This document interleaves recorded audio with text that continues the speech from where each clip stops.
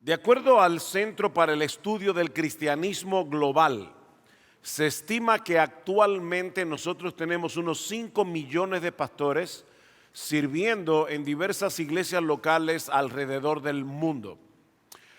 Ahora, ¿qué porcentaje de esos 5 millones de pastores ha sido entrenado de alguna forma para el trabajo del ministerio? ¿Qué ustedes creen? ¿Qué porcentaje? ¿20%? Ese es un número alto. ¿10%? Un 5%. Un 5%. Mis hermanos, la conclusión de este estudio es clarísima, ¿verdad? Necesitamos más pastores y necesitamos entrenarlos mejor. Necesitamos más pastores y necesitamos entrenarlos mejor. En cierta ocasión un líder evangélico dijo: tenemos más nacimientos que comadronas en nuestro país. Hablando de que el número de nuevos creyentes, personas que están naciendo de nuevo, no se corresponden con el número de hombres que van a pastorear a toda esa gente. Hay un problema. Ahora, mis hermanos, suplir esa necesidad en países como la República Dominicana es un reto enorme. Si tomamos en consideración que muchos de nuestros pastores son bivocacionales. Eso quiere decir que tienen poco tiempo disponible y que tienen una capacidad limitada económicamente hablando para procurarse una buena preparación y para tener una buena biblioteca. Sin embargo, el entrenamiento para el ministerio es una necesidad, no es una opción. Aunque es Dios el que da dones, es Dios el que capacita y llama a los hombres que Él quiere que le sirvan, nosotros tenemos la responsabilidad de desarrollar esas capacidades que Dios nos ha dado. Pablo exhorta a Timoteo que a no descuidar el don que hay en él o que había en él, y en capítulo 2 de su segunda carta le dice: aviva el fuego del don de Dios que está en ti por la imposición de las manos del presbiterio. Nosotros tenemos la responsabilidad de desarrollar el don que Dios nos dio. Ahora, mis hermanos, eso no quiere decir que tengamos la obligación de prepararnos en un seminario teológico. Debemos ser flexibles en cuanto al modelo que usamos para entrenar, ya que hay muchas variables que entran en juego aquí y el Nuevo Testamento no nos presenta un solo modelo de capacitación pastoral. Pero el hombre llamado por Dios al ministerio tiene que ser capacitado. El cómo es otra cosa, pero tiene que ser capacitado. Bueno, lo que yo quiero que veamos en esta última hora, y yo lamento que estemos tan cansados, pero lo que yo quiero que veamos en esta última hora son, primero, algunos principios generales para el entrenamiento al ministerio. 2, el modelo de entrenamiento ejemplificado tanto en Jesús como en Pablo. Y 3, cómo iniciar un programa de entrenamiento en tu iglesia local. ¿Qué les parece?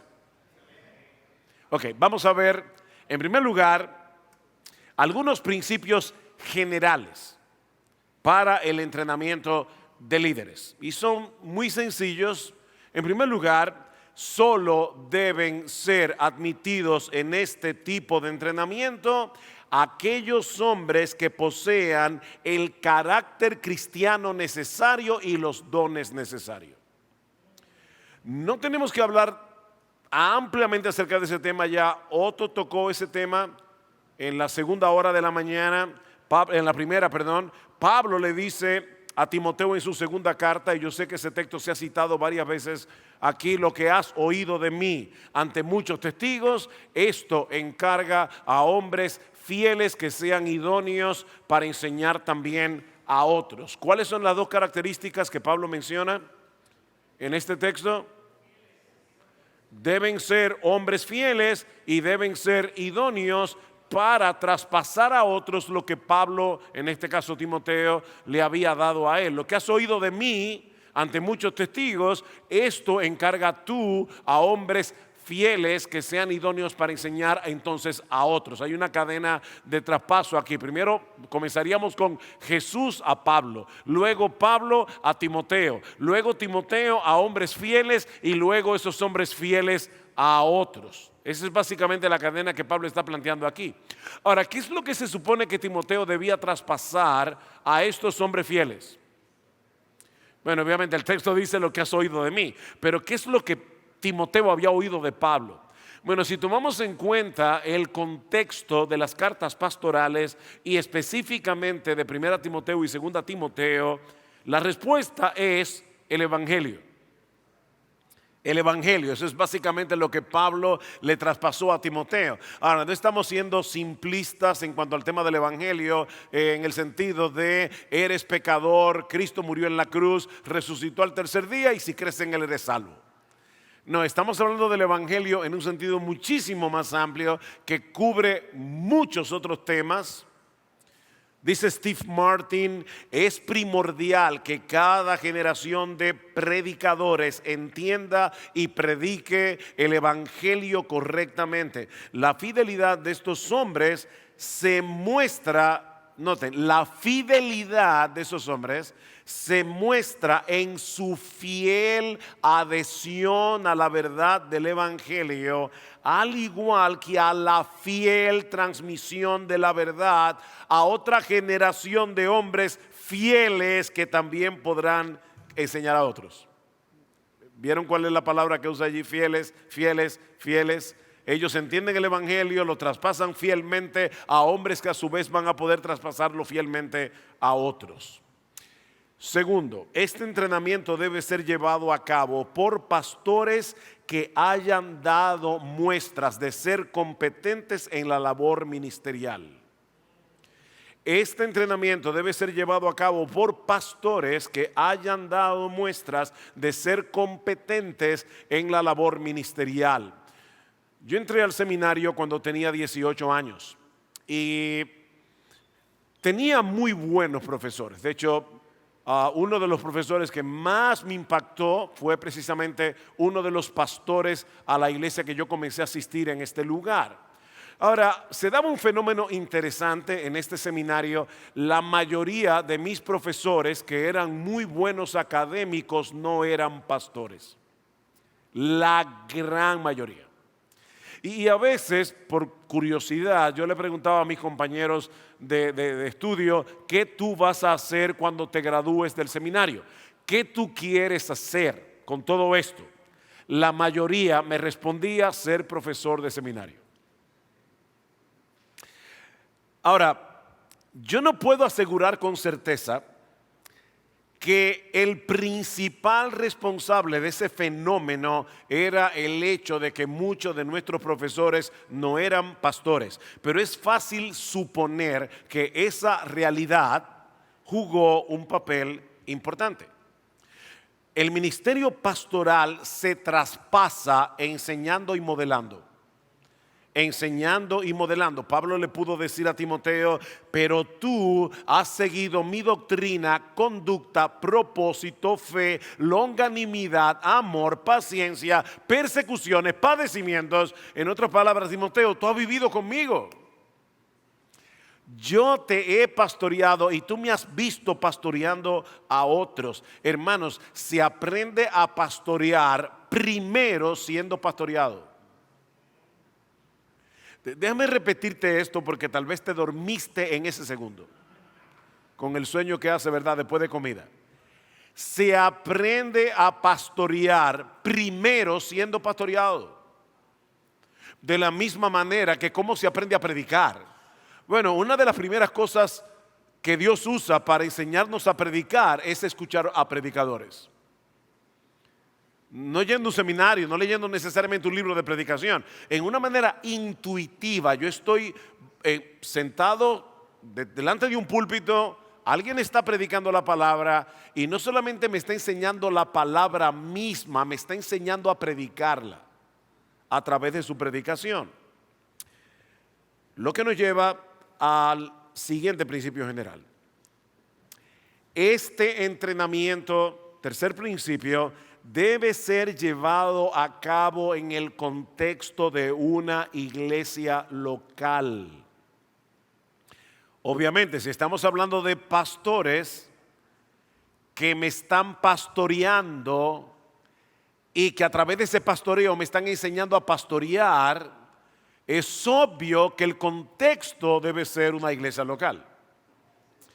Ahora, debo decir que yo no estoy negando de ninguna manera la importancia de los institutos bíblicos, no estoy negando la importancia de los seminarios en el entrenamiento académico de los hombres que aspiran al ministerio, de ninguna manera.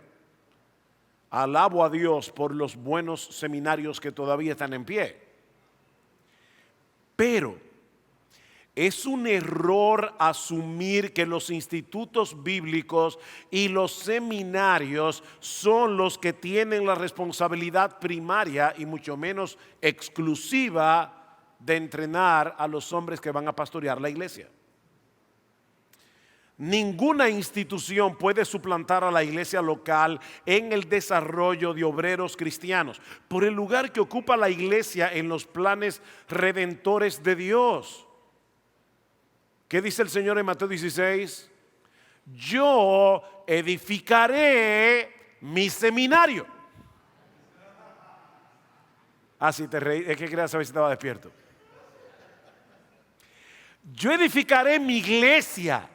Eso fue lo que Jesús prometió. Y las puertas del Hades no prevalecerán contra ellas. Y fue a la iglesia que el Señor le dio la encomienda de hacer discípulos de todas las naciones, bautizándolos y enseñándolos. Escuchen esta cita de Dave Harvey. Mis hermanos, escuchen esto porque esta cita vale cada línea. Es curioso que los evangélicos tomemos hombres que están dentro de la iglesia para luego sacarlos fuera de la iglesia y después de 4 o 5 años mandarlo de nuevo a la iglesia para ministrar a la iglesia. ¿Ven qué extraño esto?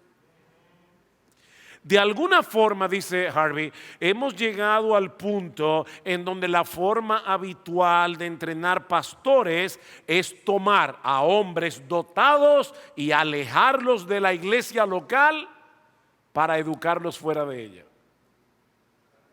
Qué irónico, ¿verdad? Mis hermanos, es en la iglesia, no en los seminarios, donde aprendemos a ministrar en el contexto de la vida real. La vida real se da en la iglesia, no en un aula de seminario. El seminario puede ser de gran ayuda para esa capacitación, pero la iglesia es fundamental.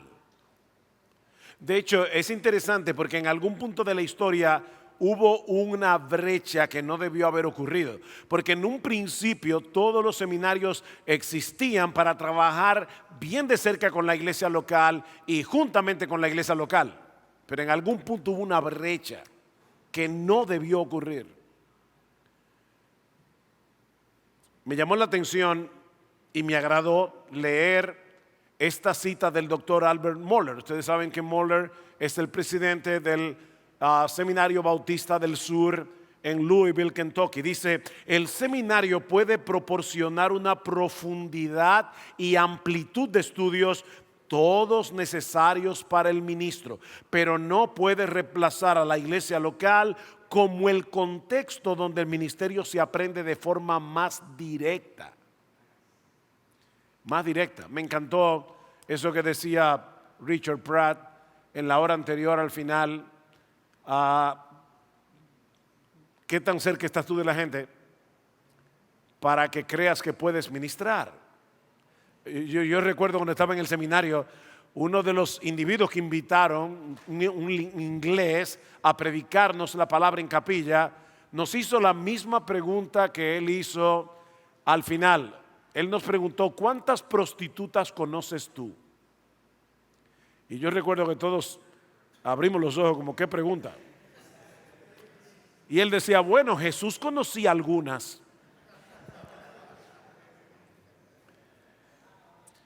Mis hermanos, el entrenamiento en el contexto de la iglesia local no solo permite que los candidatos al ministerio experimenten de primera mano lo que implica el pastoreo y el gobierno de la iglesia, sino que expone a este hombre al beneficio de ser ministrado por el cuerpo, por todos los dones que el Señor está dando a la iglesia, no solamente a los pastores. Él está siendo ministrado por un cuerpo. Habiendo establecido estos principios generales, veamos los dos modelos bíblicos que mencioné al principio, el de nuestro Señor Jesucristo y el de Pablo, y las lecciones que podemos derivar de ellos. El modelo de Jesús. Vayan conmigo, por favor, a Marcos capítulo 3. Marcos capítulo 3. Y vamos a leer los versículos 13 y 14. Y subió al monte, llamó a los que él quiso y ellos vinieron a él, y designó a 12 para que estuvieran con él y para enviarlos a predicar.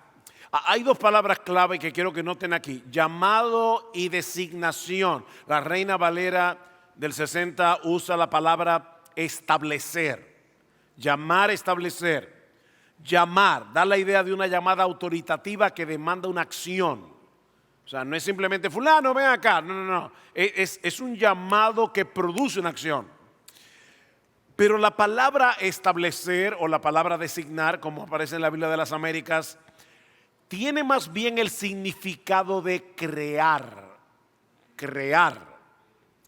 El verbo que usa Marcos aquí, me imagino que en el seminario, no sé cuántos son estudiantes de griego.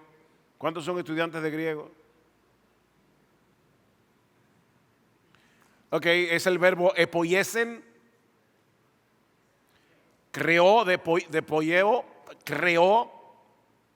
Es el mismo verbo que aparece en la Septuaginta, la versión griega del Nuevo Testamento, de Génesis 1:1. En el principio creó Dios los cielos y la tierra. Así que estos 12 hombres estaban siendo ordenados por Cristo para formar o crear un nuevo pueblo de Dios llamado la iglesia, el pueblo de Dios del nuevo pacto. Por eso Jesús llamó a 12, no a 10, no a 14, sino a 12, como los 12 patriarcas de las 12 tribus de Israel. Ahora, lo que queremos enfatizar aquí es el propósito de este llamado. ¿Para qué los llamó Cristo? Vean el texto. Para que estuvieran con él, ¿y qué más? Para enviarlos a predicar. Interesante, estos hombres debían permanecer al lado del Señor Jesucristo durante el resto de su ministerio terrenal para que absorbieran un carácter y una visión ministerial. Para estar con él y enviarlos. La meta no era simplemente impartir información. La meta era producir en ellos una profunda transformación. Cristo les modelaría en la intimidad, y voy a usar aquí una frase de A.B. Bruce en el libro The Training of the 12, el entrenamiento de los 12. Cristo les modelaría en la intimidad lo que ellos debían ser, lo que ellos debían hacer, lo que ellos debían creer y lo que ellos debían enseñar. Repito eso. Estando íntimamente con Jesús, Cristo iba a modelar delante de ellos en la intimidad, o incluso cuando estuviera lidiando con una prostituta o cuando estuviera lidiando con los fariseos. Ellos iban a ver a Cristo en todos esos escenarios, y Cristo les iba a modelar lo que ellos debían ser, lo que ellos debían hacer, lo que ellos debían creer y lo que ellos debían enseñar. Ese fue el plan maestro del Señor. para trastornar el mundo. Hay una leyenda que cuando el Señor resucite y ascienda a los cielos, se encuentra con el ángel Gabriel, que están observando los ángeles. Primera de Pedro capítulo 1, los ángeles observan lo que está pasando aquí y dice que el ángel Gabriel dice: ok, ya moriste, resucitaste, ascendiste a los cielos, ¿y ahora qué? Bueno, yo voy a llevar el evangelio al mundo entero. ¿Y cómo es eso? O por medio de esos 12 hombres. Pedro, Juan y Jacobo, que querían que bajara fuego del cielo en Samaria. Por si acaso tú no tienes un plan B. No, ese es el plan. Llevar el evangelio al mundo entero con ese Dream Team, con esos 12 hombres. Ese era el plan. Mis hermanos, piensen en eso. Ese fue el plan de Jesús. ¿Por qué nosotros vamos a tener un plan diferente? Los 12 eran individuos ordinarios a quienes Jesús separó del resto de sus seguidores para hacer por medio de ellos una obra extraordinaria. Hombres ordinarios como tú y como yo. La obra era extraordinaria. Durante todo este tiempo que tuvieron con Jesús fueron entrenados como observando, escuchando, imitando. Más adelante Jesús delegó en ellos la responsabilidad de proclamar el evangelio del reino. Recuerdan, vayan a las ovejas perdidas de la casa de Israel. En otras palabras, en esta etapa del plan, no vayan a los gentiles. Y uno se pregunta, ¿y por qué no? Ellos no estaban listos todavía. Para esa otra parte, sus corazones todavía eran muy estrechos, sus prejuicios raciales. ¿Recuerdan Hechos 10? Pedro mata y come. No. Los prejuicios raciales eran muy fuertes, pero el Señor los fue entrenando paso a paso, poco a poco. Aparte de la misión de los 12, también vemos en Lucas capítulo 10 la misión de ¿quiénes? De los 70. ¿Quiénes eran los 70? No lo sabemos. Probablemente eran un poquito más lejanos que los 12, pero eran más cercanos que el resto de la multitud. Eran 70 y Cristo le dio la encomienda a esos 70 de ir a predicar el evangelio. Mis hermanos, esta relación de Jesús con los 12 primariamente y luego con los 70 estableció un modelo para su iglesia a través de las edades y que vemos encarnado en la vida del apóstol Pablo. Lamento, hermano, no tenemos el tiempo para estudiar estos dos modelos a profundidad, pero créanme, aquí hay mucha tela que cortar. El modelo de Pablo. Miren, es indudable que la perspectiva que Pablo tenía del ministerio era profundamente relacional. Pablo era un hombre profundamente relacional. Lean Romanos capítulo 16. Hay ahí 26 personas a quienes Pablo les manda saludos por nombre, 24 de ellas por nombre. Y si lees con cuidado las cartas y el libro de los Hechos, vas a descubrir 38 nombres más con quienes Pablo tenía relación. Y obviamente no eran los únicos, esos son los que aparecen en la Biblia. Pablo era un hombre muy relacional. Pero vamos a centrarnos en Timoteo y Tito. Timoteo y Tito. A través de la información que nosotros podemos extraer de las epístolas pastorales, podemos tener una idea del tipo de relación que Pablo tenía con sus hijos en la fe, de las cosas que compartió con ellos, tanto a nivel doctrinal como personal. Yo tuve que hacer un estudio en una ocasión, se los recomiendo. Leí las epístolas pastorales cuidadosamente y extraje de las epístolas pastorales todos los temas de los que Pablo habló con Timoteo y con Tito. Es fascinante. Vuelvo y repito, no tengo el tiempo. Pero Pablo habló con ellos de doctrina. Y fui enumerando cada doctrina. Doctrina de Dios, doctrina de Jesucristo, doctrina del Espíritu Santo, doctrina de la iglesia. Es fascinante. Habló con ellos de la predicación, habló con ellos de aspectos prácticos del ministerio, habló de su propia vida personal, habló de su afecto para con ellos. Me impresiona cuando Pablo le dice: mi amado hijo en la fe, yo he llorado porque estás lejos de mí. Wow, profundamente afectuoso. Bueno, mis hermanos, eso nos da una idea bastante aproximada de la relación de comunicación que los mentores deben mantener con sus discípulos. Se trata de una relación estrecha, afectuosa, transparente, didáctica. Ahora bien, ¿cómo podemos replicar en nuestros propios ministerios todo esto? Y más aún lo que hemos visto a lo largo del día de ayer, el día de hoy. ¿Qué hacemos con esta información? Bueno, veamos en tercer lugar cómo iniciar un programa de entrenamiento en tu iglesia local, de entrenamiento de líderes. Miren, hermanos, yo sé por experiencia que cuando uno comienza a escuchar acerca de este tema, uno se siente amedrentado. Yo ni puedo ni tengo el tiempo.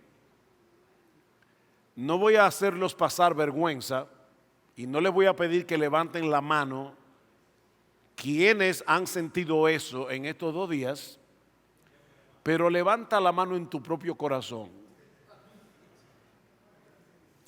Sin embargo, y sin ánimo de ser simplista, yo no quiero simplificar lo que no es tan simple. Decía, creo que era Kevin DeYoung, que cuando lleguemos al cielo, probablemente el Señor nos va a decir a muchos de nosotros: pero yo no planifiqué esto para que fuera tan difícil. Esto tiene que ser de alguna forma ejecutable, porque el Señor es infinito en sabiduría. ¿Saben qué, mis hermanos? Sin ser simplistas, todo lo que se requiere para hacer este trabajo son 3 cosas. Primero, que los pastores nos mantengamos en constante crecimiento como creyentes, como líderes y como predicadores y maestros de la Biblia. Que no dejemos de crecer. No podemos darnos el lujo de crecer. Y ahora les voy a decir por qué, en un momentito. Pero lo primero que se requiere es un pastor que siempre está creciendo, comenzando con su propia relación con el Señor.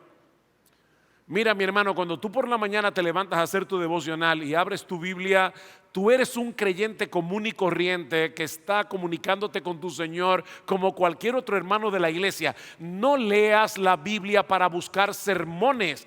Lee la Biblia para escuchar en ella la voz de Dios. Esta es la palabra de Dios. Segundo, lo segundo que se requiere, que tengamos la convicción de que tenemos que entrenar a otros. Yo no puedo darme el lujo de no hacerlo. Yo tengo que tener esa convicción. Yo tengo que entrenar a otros hombres. Tercero, y que en oración, y de todo eso yo voy a hablar ahora más ampliamente, pero solo estoy dando un vistazo. Y que en oración estemos dispuestos a hacer los ajustes que sean necesarios, tanto en nuestra agenda pastoral como en la estructura ministerial de la iglesia, de modo que podamos tener tiempo para llevar a cabo esta tarea. O sea, que tú estés dispuesto a decir: este ministerio es fantástico, es buenísimo, pero me está quitando tiempo para discipular y entrenar, así que esto que lo haga otro. En nuestra iglesia hay hermanos que tienen ideas geniales, pastor, yo estaba pensando que nosotros tenemos que tener un ministerio para ir a la cárcel a predicar el evangelio. Qué bueno, mi hermano, cuando lo planifiques me avisas. ¿Qué vas a hacer? Porque ellos vienen a nosotros para decir, hazlo tú. Mira, mi hermano, te voy a dar una técnica importante aquí. Decía Spurgeon, aprende a decir que no, que te será más útil que saber latín. Aprende a decir que no. Te será más útil que saber latín, decía Spurgeon en su época. Ok, déjeme ahora tomar estas tres ideas tan simples y amplificarlas un poco. ¿Qué se necesita para hacer esto que yo acabo de mencionar brevemente? Bueno, vamos a considerar 4 cosas. En primer lugar, el entrenamiento de los pastores que entrenan a otros pastores. El entrenamiento de los pastores que entrenan a otros pastores. Miren, hermanos, si bien es ideal que algunos de los pastores de la iglesia, por lo menos algunos, hayan tenido la oportunidad de recibir instrucción académica formal, eso es bueno, buenísimo. En realidad no es absolutamente necesario. Para que no te amedrentes desde el principio. Todo pastor que sea disciplinado en el uso de los medios de la gracia para su propio crecimiento, lectura bíblica, oración, etcétera, que sea diligente en su preparación semanal para predicar la Biblia. 3, que esté pastoreando el rebaño que ha sido puesto a su cuidado. Y 4, que se exponga regularmente a la lectura de buenos libros y de buenos sermones. Ya posee lo que se requiere para comenzar a equipar a otros. ¿No me lo crees? Mira, seguramente tú vas a seguir creciendo como creyente, como pastor, como predicador, si estás haciendo todo eso. Y por lo tanto estarás cada vez mejor equipado para capacitar a otros hombres. Tal vez por el momento, o sea, mañana, tú vas a salir hoy de aquí, mañana. Tú puedes por lo menos ahora salir con la determinación, ok, a mí me falta mucho por crecer, pero por ahora yo voy a dar de gracia lo que recibí de gracia. Voy a dar de gracia lo que recibí. Mi hermano, llévalos a esos hombres que están en tu iglesia, en los que tú te puedes invertir. Llévalos continuamente a donde estás tú. Y obviamente, si tú estás creciendo y tú estás continuamente llevándolos a donde estás tú, ¿qué va a pasar? Que ellos van a ir creciendo contigo. ¿Ven que no hay que saber física cuántica? El segundo aspecto, el primero es tu propio entrenamiento, hermano. Nunca dejes de aprender. Me encantó la cita que Otto usó en la mañana, esa cita de Spurgeon. Me fascina esa cita, la he citado varias veces. Pablo le dice a Timoteo en la cárcel, a punto de morir, tráeme los libros. Un hombre que tenía revelaciones directas del Señor, que había fundado iglesia por toda Asia y Europa. Yo quiero seguir leyendo, yo quiero seguir leyendo, yo quiero seguir leyendo. ¿Qué ejemplo? Ay, pastores, que mire, yo no tengo mucho tiempo. Yo no estoy seguro. Me encanta que dice John Piper que Dios en su soberanía permitió que Steve Jobs inventara este aparato para demostrar que no es verdad que no tenemos tiempo. ¿Verdad que no? Sí tenemos tiempo. Miren, Eric Gómez, que me conoce de hace muchísimos años, porque me conoció siendo chiquito, pero él sabe que yo no suelo casi nunca hablar de cosas personales en el púlpito, lo cual no debe ser. Yo debería ser un poquito más transparente en ciertas cosas, pero no quiero que el foco venga para acá. Pero déjenme decirles algo, es una idea. Hace como 40 años, yo me desayuno muy temprano y usualmente solo, porque me desayuno muy temprano. Y yo decidí usar el tiempo de desayuno para leer. Leer cosas que no tienen nada que ver con mi sermón. No son lecturas para predicar el domingo, no, son lecturas para mí. Y puede ser desde John Owen. Me acuerdo una vez que estaba leyendo Temptation and Sin, en ese momento donde estaba traducido al español, y leía 3 páginas al día. Porque con Owen, 3 páginas es mucho. En un año me leí el libro entero, leyendo 3 páginas, en lo que tomaba mi café. O sea, sí hay tiempo. El asunto está en decir, ok, yo tengo que usar este tiempo para eso. Nosotros tenemos muchos tapones. Convierte los tapones, un sermón de eso que oía Otto en la predicación, convierte los tapones en una bendición. Por ejemplo, volviendo otra vez a este aparatico, ¿saben que en YouTube o en Spotify hay un montón de libros?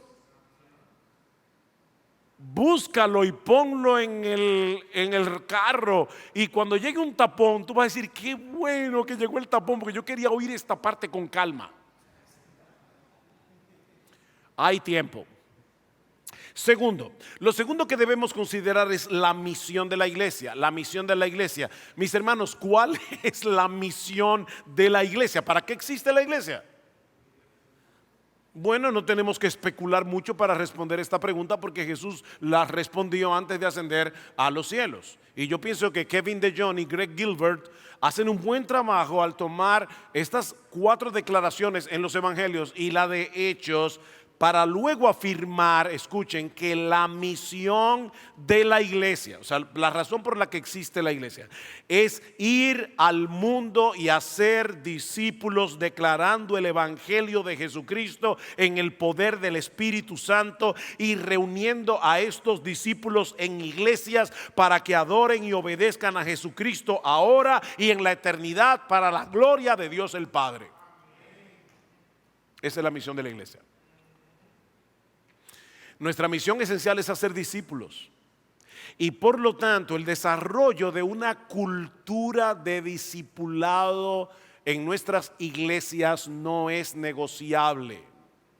¿Y qué es eso de una cultura de discipulado? Bueno, cuando hablamos de cultura, nos estamos refiriendo a las creencias, las convicciones, los valores, las prácticas que definen la forma como vivimos y nos relacionamos en comunidad. La cultura no es solo lo que hacemos ocasionalmente, es lo que hacemos de manera habitual y natural. Eso es cultura.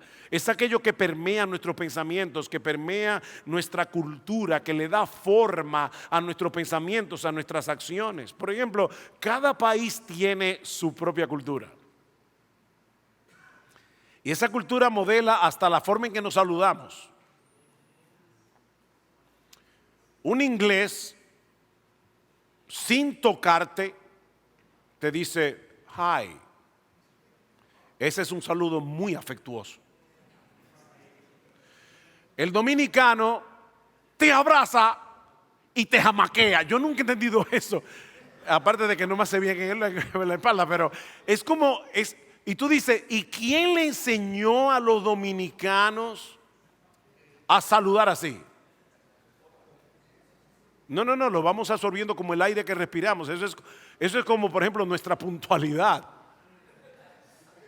¿Quién nos enseñó a ser tan puntuales? Tú invitas a un dominicano a una reunión a las 8 y llega a las 9 en punto. ¿Quién nos enseñó eso? Es parte de nuestra cultura, es la forma como hacemos las cosas. Esas cosas no están escritas en ningún manual. No, ¿cómo ser dominicano? No.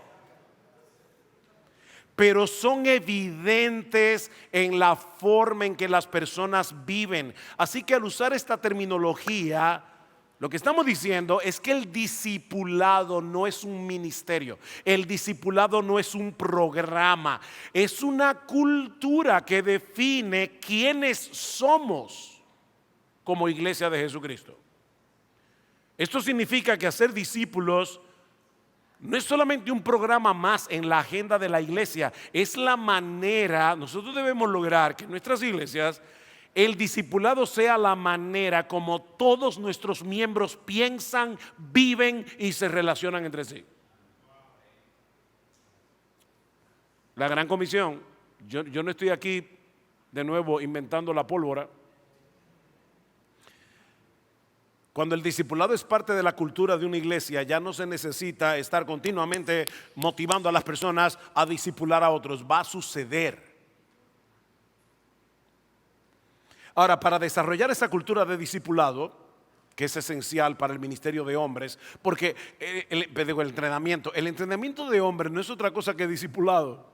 Es discipulado para que sean líderes.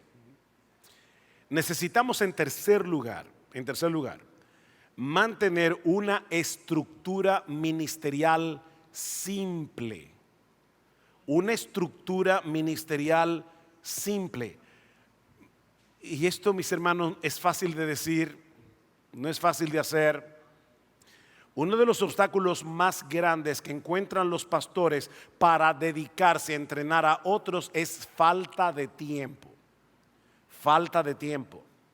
Tenemos una agenda tan cargada que no nos queda tiempo para discutir, discipular, entrenar. Y obviamente eso es más crítico en las iglesias que solo tienen un pastor. Pero ya sea que la iglesia tenga un solo pastor o que tenga una pluralidad de pastores, lo cierto es que nosotros debemos estar dispuestos a mantener como primordial lo primordial. Eso es lo primero. Hay hermanos que a veces se me acercan y me dicen: pastor, mi vida es un desastre, yo no sé qué hacer con el tiempo. Y yo le digo: bueno, tú tienes 24 horas, 7 días. No tenemos nada más. Y yo le digo: mira, enumera aquellas cosas que tú sabes que deben estar en tu horario, porque Cristo las manda. Enuméralas. Si una de esas cosas, yo no tengo tiempo para dormir, yo no tengo tiempo para comer, ¿qué ustedes le dirían? O yo no tengo tiempo para hacer mi devocional, yo no tengo tiempo para ministrar a otros, yo no tengo tiempo para atender a mi esposa, yo no tengo tiempo para atender a mis hijos. Yo les digo: bueno, entonces es obvio que hay cosas en tu horario que no deberían estar ahí. Y pueden que sean muy buenas, pero no deben estar ahí. Bueno, hermanos, Cristo, la cabeza de la iglesia, dejó establecido que la misión de la iglesia es hacer discípulos. ¿Qué debemos hacer? O corta todo lo que te está impidiendo. Oye, pero es que las reuniones de hombres y las mujeres y la de damas y la de niños y la de... Bien, eso es genial, pero ¿te está impidiendo formar hombres? No lo hagas, que lo haga otro, pero no tú. Me da la impresión de que no los estoy convenciendo y no sé qué hacer más, pero mis hermanos, los pastores que tienen esa meta clara en sus mentes mantendrán una estructura simple. Mientras más compleja es la estructura ministerial de la iglesia, menos tiempo vamos a tener. Hace unos años los pastores de nuestra iglesia, hablaba con eso el otro día, esos días con Otto. Los pastores de nuestra iglesia tuvimos que sentarnos y decir: ok, están llegando muchas invitaciones, estamos saliendo a ministrar afuera. ¿Cómo está impactando eso a la vida de nuestra iglesia? Y tuvimos que, y estoy aquí siendo muy transparente, tuvimos que discutir el asunto y llegar a un acuerdo. Aquí ningún pastor, ninguno puede salir más de 5 o 6 veces de IBCJ para ministrar en otro lugar fuera del país. No puede hacerlo. escoge bien los tiros que vas a tirar, porque tienes solamente 5 o 6 en el peor de los casos. ¿Por qué? Porque tenemos que estar allí para poder pastorear la iglesia. Al año, sí. Yo sé que parece mucho, pero en el caso nuestro es mucho menos que lo que hacíamos antes. Tiene que haber un número, no sé, somos 8 pastores también, eso tiene que tomarse en cuenta. No es un solo pastor o 2, son muchos. Paul Tripp dice, en el ministerio de la iglesia local es mucho más fácil construir cosas relacionadas a la iglesia que edificar a personas. Y sigue diciendo, nuestra pasión y energía ministerial deben enfocarse en hacer todo lo que podamos para guiar a las personas confiadas a nuestro cuidado hacia un amor más profundo y un servicio a Jesús, para que todo lo que hagamos sirva a este propósito de hacer discípulos. Cuando este llamado principal es reemplazado por la construcción de instituciones, los discípulos potenciales se convierten en consumidores. Hermanos, mantener una estructura ministerial simple, y eso puede aún significar, mira, nos encanta tener un grupo de alabanza, y yo no tengo problema con eso, en esta iglesia hay un buen grupo de alabanza.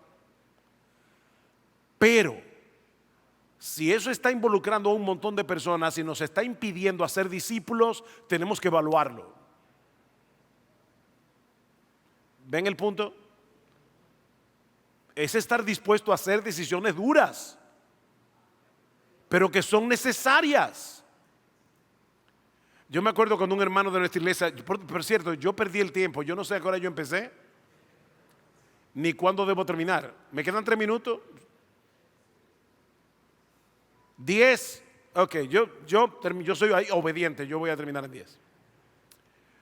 Yo me acuerdo cuando un hermano de nuestra iglesia dijo, pastor, yo puedo grabar en video eso fue hace muchos años, los servicios de la iglesia. Le dijimos, sí, no hay ningún problema, pero hazlo discretamente, porque esta iglesia no es un estudio de televisión. No vamos a convertir IBCJ en una sala de espectáculo.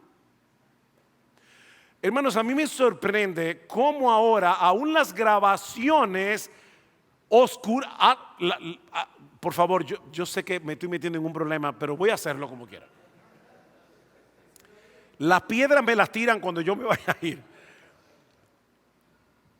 Yo he ido a iglesias a predicar donde yo no veo la cara de la gente, y por lo tanto ellos tampoco pueden ver su Biblia. ¿Por qué no? O porque la grabación necesita que haya oscuridad aquí para que haya luz aquí. Pero espérate, es que yo estoy en una iglesia, yo no estoy en un estudio de televisión. Hermanos,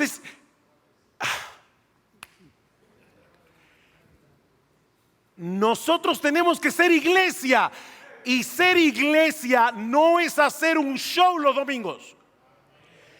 Va a traer a mucha gente el show, pero no va a ser discípulos. Ese es el punto. En cuarto lugar, debemos tomar en cuenta los recursos que tenemos a la mano. Miren, debemos reconocer la realidad de que muchas iglesias y pastores en Latinoamérica tienen un presupuesto, ya lo dije, muy limitado. No les permite hacerse de una buena biblioteca o acceder a una plataforma de enseñanza virtual como Logos Bible Software. Algunos dicen, yo no tengo dinero para pagar un software de esa magnitud. No obstante, ministerios como 9 marcas, Tercer Milenio, y no lo digo porque Richard Pratt está aquí, yo lo tenía en mis notas antes de que él lo mencionara, porque me he beneficiado de Tercer Milenio hace mucho tiempo.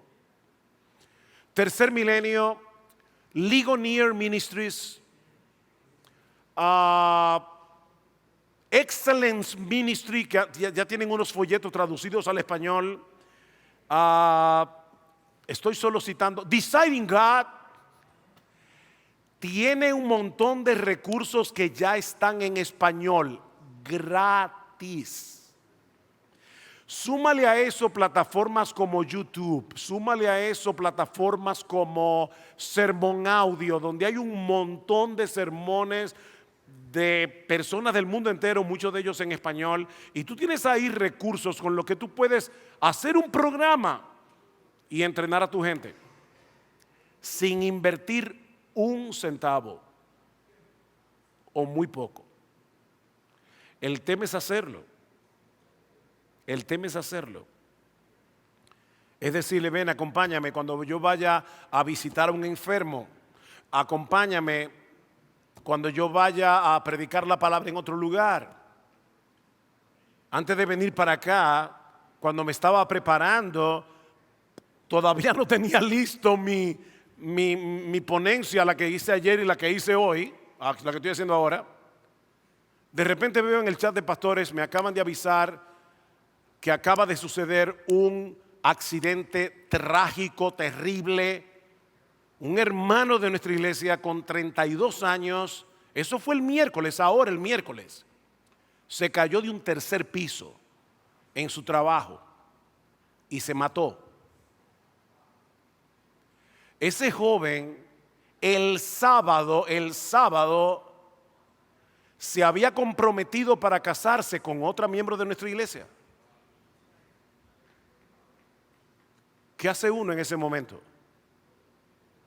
Es que yo tengo que estudiar, yo tengo que prepararme y hay una familia aquí que está destrozada. ¿Qué tú haces? Mira, que Dios te ayude y vete a la casa de esa familia, porque ahí hay un dolor insoportable. Y para colmo, esa madre sufre de muchísimos problemas de salud y la pobre estaba devastada. Llévate contigo a ese joven que tú estás, ven, vamos a la casa del luto. Otro ejemplo, y créanme, voy a terminar a tiempo, pero existe la alternativa de que una iglesia envíe a sus hombres al programa de entrenamiento de otra iglesia hermana que tenga una misma visión ministerial, o que esas dos iglesias trabajen juntas. ¿Por qué no? Vamos a hacerlo juntos y vamos a reunir los recursos que tenemos las dos iglesias. Tenemos que aprender que somos también parte de una iglesia universal. Somos a veces demasiado localistas. Lo que no podemos hacer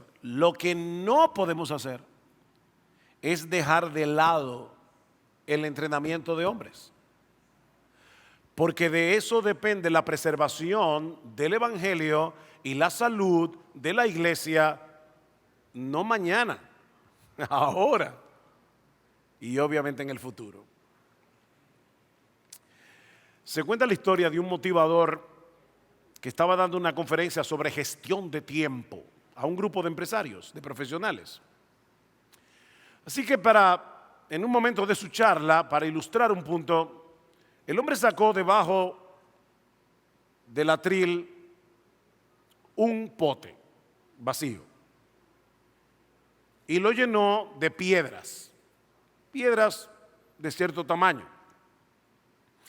Él le preguntó a todos los empresarios que estaban allí, ¿está lleno este pote? Y todos dijeron que sí. Y él dijo, no.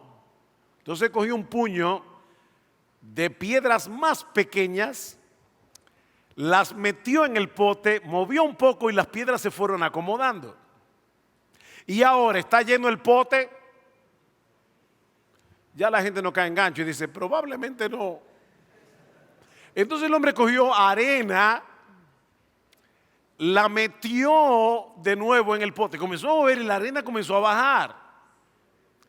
Está lleno el pote.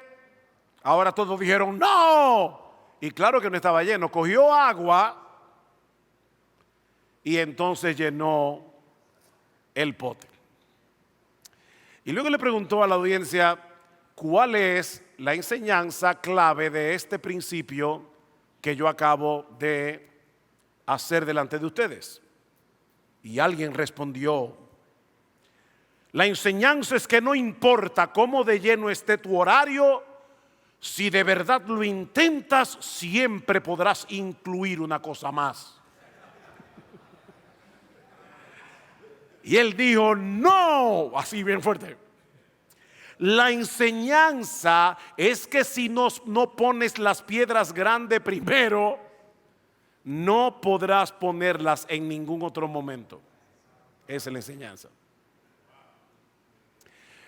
Mis hermanos, todo lo que yo he querido decirles en esta tarde es esto.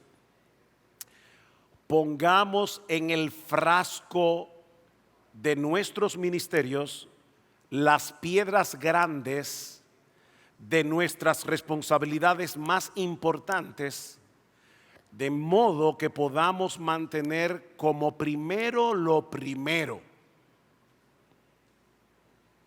y equipar a otros, discipular a otros. Es una de esas piedras grandes que debemos colocar primero en el frasco, o de lo contrario se van a quedar afuera, y eso sería una tragedia. Vamos a orar. Padre, nosotros queremos darte muchas gracias por habernos dado en esta tarde la oportunidad de ver estos principios de tu palabra, principios tan sencillos, pero que se nos hace tan difícil de llevar a cabo.